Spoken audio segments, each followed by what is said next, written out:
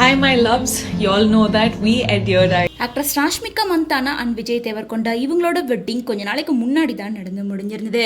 பல வருஷங்களாக ரூமர்ஸாக இருந்த இவங்களோட வெட்டிங் இப்போது சக்ஸஸ்ஃபுல்லாக நடந்து முடிஞ்சிருச்சு. கப்பல்ஸ் 2 பேர் இப்போது ஹனிமூன் பிளான் பண்ணிட்டு இருக்காங்க. இப்படிப்பட்ட சூழ்நிலையில் இப்போ 2 பேரும் சேர்ந்து நிறைய மூவிஸ்லையுமே அடுத்தடுத்து கமிட் ஆகிறதா பேசியிருக்காங்க. ஆட் ஷூட்லேயும் நடிச்சிட்டு இருக்காங்க.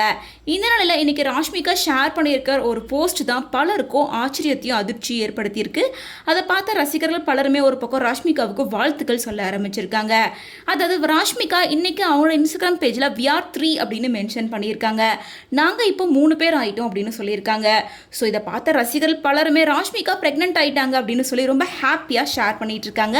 பட் ஆனால் ராஷ்மிகா ஷேர் பண்ணியிருக்க பேஜில் ஒரு பேஜ் கூட கொலாபரேஷன் இருக்கு. அந்த பேஜ் என்ன பேஜ் அப்படின்னு பார்த்தோம்னா, ராஷ்மிகா மந்தானா தன்னோட ரொம்ப க்ளோசஸ்ட் ஃப்ரெண்டாக நினச்சி சோல்மேஸ்ட்டாக ஒரு சன்ஃப்ளவர் பூக்கிட்ட பேசிகிட்டு இருப்பாங்க.